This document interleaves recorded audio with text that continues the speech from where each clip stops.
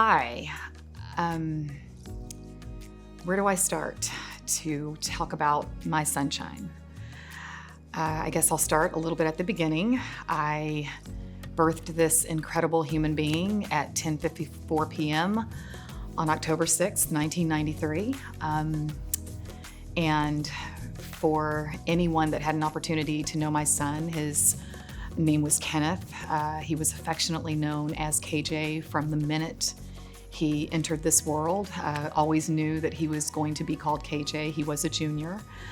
And he was someone that didn't meet a stranger, made everyone feel as if they were absolutely his best friend, which I think is a beautiful gift and a unique quality, that he could connect with people in a way where they felt seen, heard, embraced by him, cared for by him in a way that was unique to them.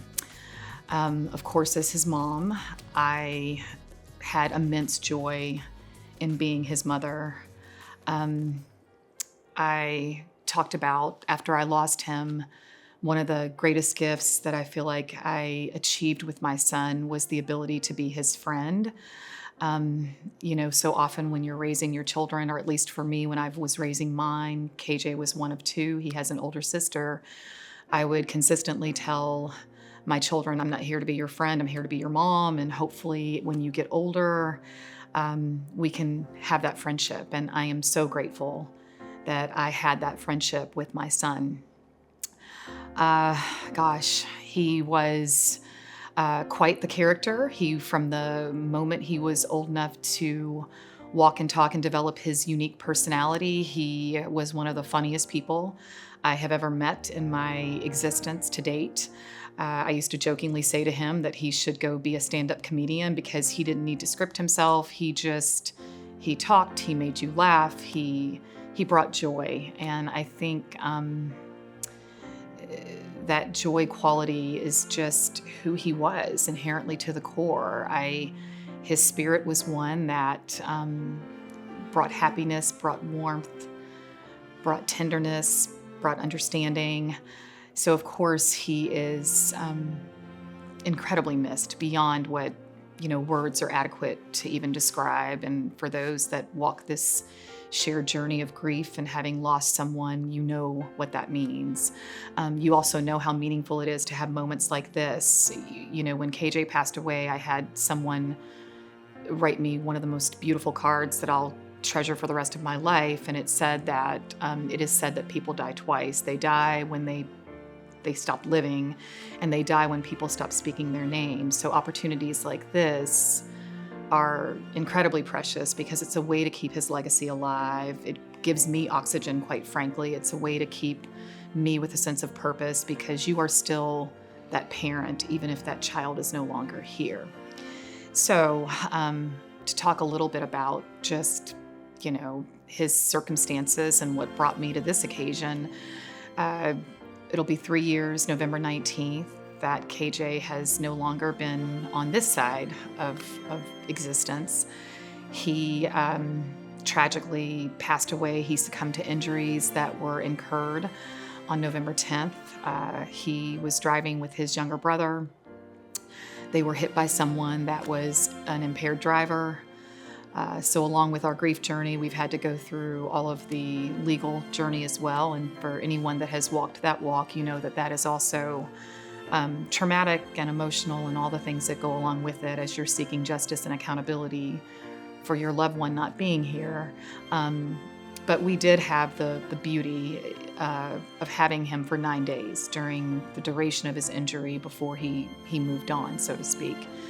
His younger brother was killed on impact, so that was an immediate tragedy that the family had to face.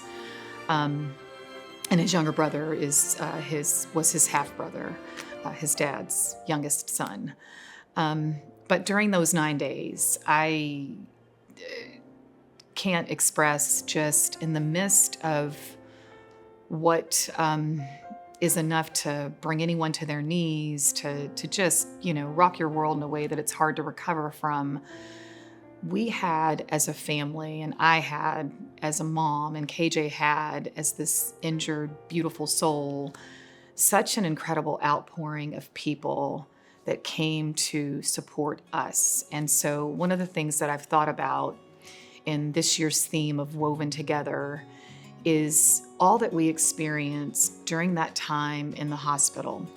And I write to process everything. That's just how I navigate this world. And so as people started to make their way to 9 West Bed 5 at University of Louisville Hospital, I started to keep a list that I called KJ's Army. And my hope was when, before we knew what his prognosis was, and that was one in which it wasn't likely that he would make it out of this, before we had reached that point, my hope was to be able to share with him this army of people, because the list went on and on and on and on.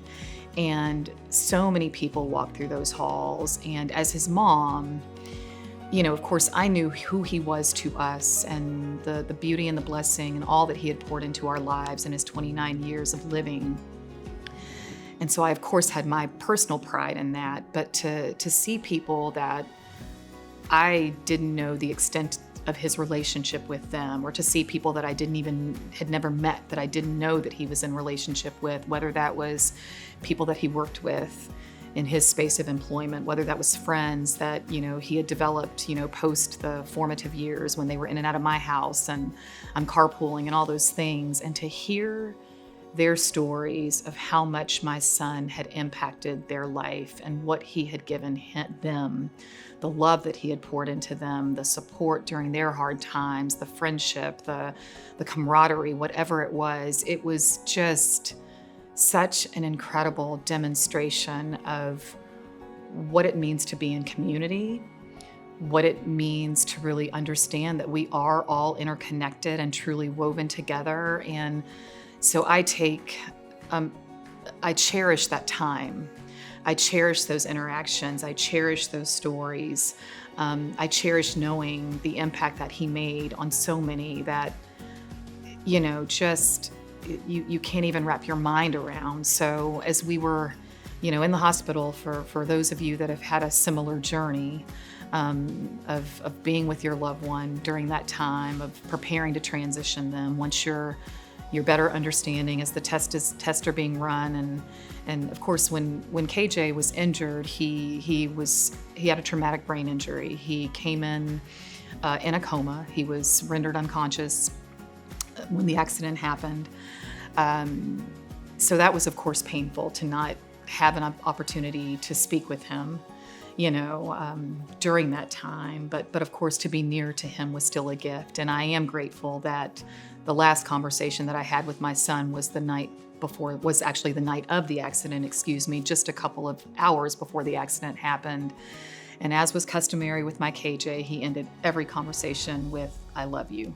And I talked to my son almost every single day, usually multiple times a day. So he was a very present son in my life. But during that time, as we're grappling with understanding all of the medical terminology and all the things that, unless you're in that medical profession, sound like a foreign language, compounded by the fact that you're there, but you're kind of not there, and all that's going on. You're emotional, you're somewhat in a fog, you're trying to make sense of what feels nonsensical, along with just the human element as the gravity of the situation came crashing down even more severe than it was when I first walked in those hospital walls, that you actually have to prepare to say goodbye to your son. But about halfway through that hospital stay, I think it was that Wednesday, that all of this started on a Friday. I think it was Wednesday of that week, or maybe Tuesday, I'm not sure. But someone from what used to be Kentucky Organ Donor Affiliates came to me, and again, with another beautiful gift moment. And they had the paper that my son had, a copy of the paper my son had filled out to initiate becoming an organ donor at the age of 18. And, you had to know KJ at 18.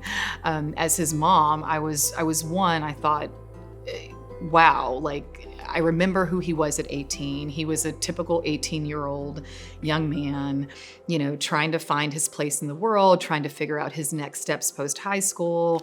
But he wasn't as serious. I mean, the maturity wasn't there. He was still very much growing up. And so the fact that he had made such a serious, mature decision was another moment of immense pride as his mom. It was one of those moments where, you're raising your children and you're kind of like, are they listening to me? Because you're just going through some of those growing pains and those rough spots. And it was affirmation. And of course, as KJ got older, he gave me that affirmation. In fact, one of the things that he said to me was, Mom, I always listened to you. Even if you think I wasn't listening to you, I was always listening to you. And so that was a moment that just epitomized that the seeds that you plant are actually there, even if you don't necessarily see them taking root as quickly or as fruitfully as you may want them to. But the seeds you plant are there, and who I knew him to be, who was someone who was very selfless, again, from a child on up to becoming a man, always thinking about the needs of others. And this was just yet another example of that. And so when I saw that paper, and of course, the respect that Coda showed to me, to my family, just explaining everything with no pressure. I mean, this was truly, we want to make you aware of what your son initiated way back when. We are certainly here to support you as a family if that is the route that you choose for him, and certainly are here to make sure you understand every aspect of what that means if you go on this journey to position him to give the gift of life to others. And, for us as a family, that was a no-brainer. I believe in organ donation. I always have. I am a very spiritual woman. My faith means much to me. I believe that we are here for a moment and there is a purpose for our life. And part of that purpose is to bless others. And so what more meaningful way could you leave that legacy and lean into that purpose than in a time of extreme tragedy and extreme pain, know that there is beauty for the ashes, so to speak. There is a rainbow after the storm. There are people that will continue on to fulfill their purpose because of his selflessness. And so our role in that, which I felt was more like the middle woman as his mother, was again kind of a no-brainer and just kind of going through the motions. But the dignity, the respect, the appreciation, the gratitude that was extended to my son, even in his comatose state, in making that decision, is also something that I will cherish and treasure for the rest of my time here. I think back to his honor walk, and again, another incredible example of how woven together we all are.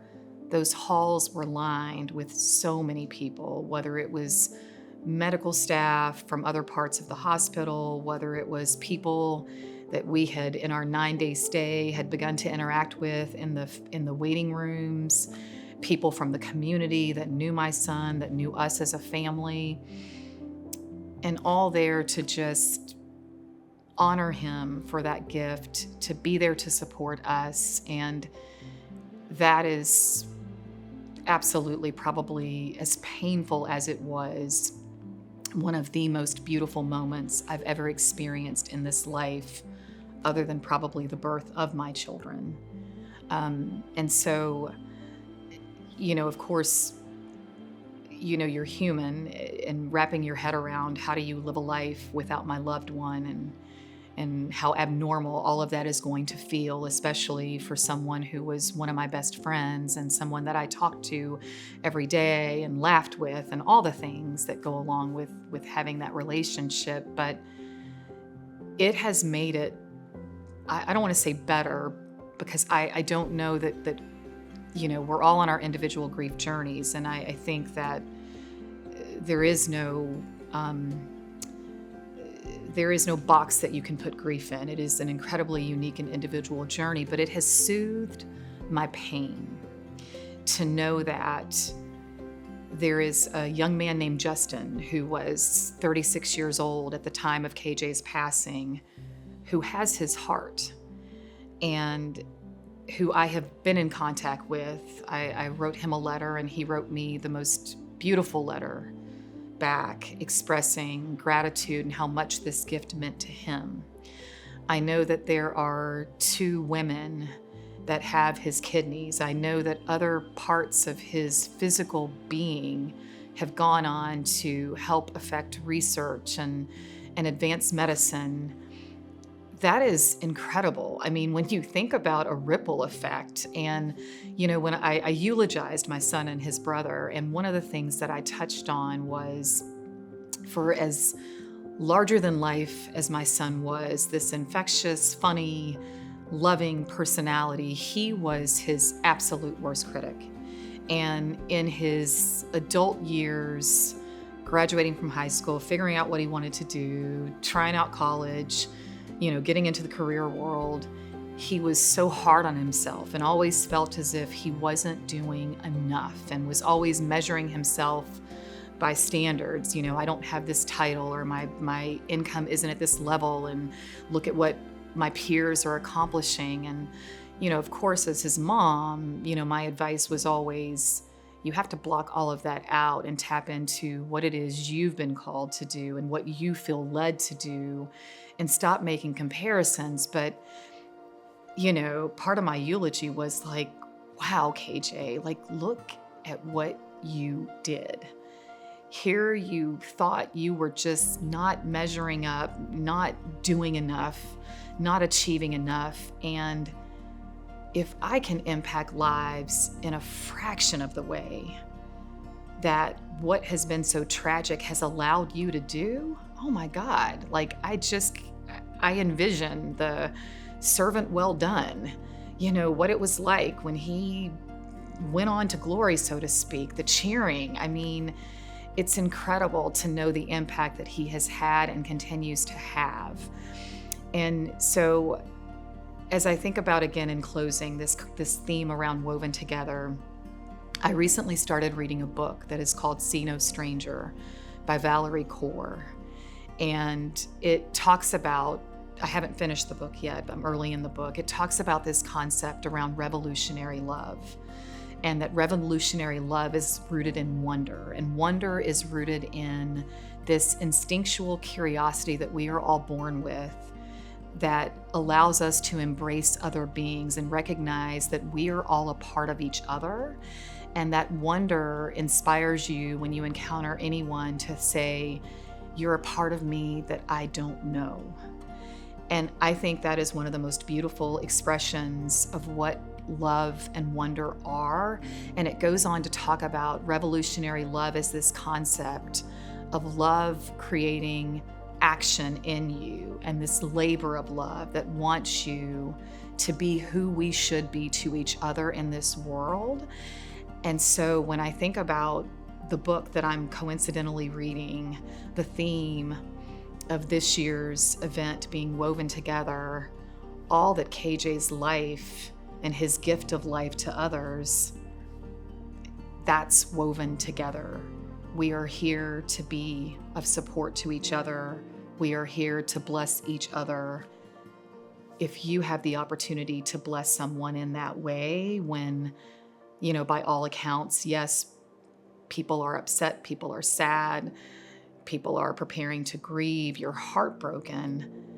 But for me to know that there are people that walk around with a part of who he was, wow.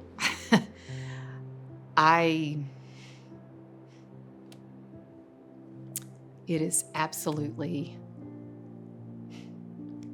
the greatest gift. I'm sorry. So, sorry.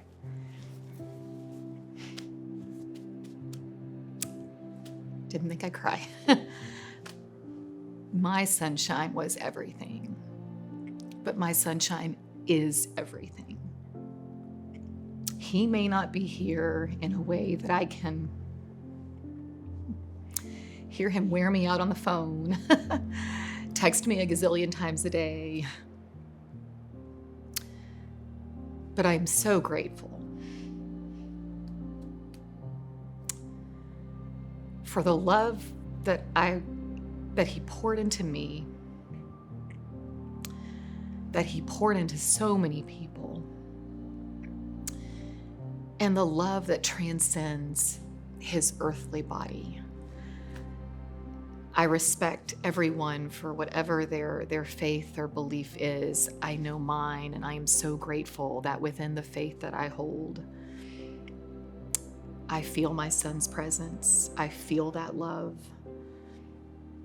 And so he continues to be a gift in many, many ways, as I know so many that are on this shared journey, this club that none of us elected to be in. But wow, what a club to be a part of. A club made up of people that had family members give back in the absolute most selfless way that they possibly could. So we are absolutely woven together. That is a beautiful thing. And I am committed to uplifting his legacy and helping us to continue to weave that thread of community and togetherness in the way that I think we all desperately need and we all ultimately benefit from. Thank you.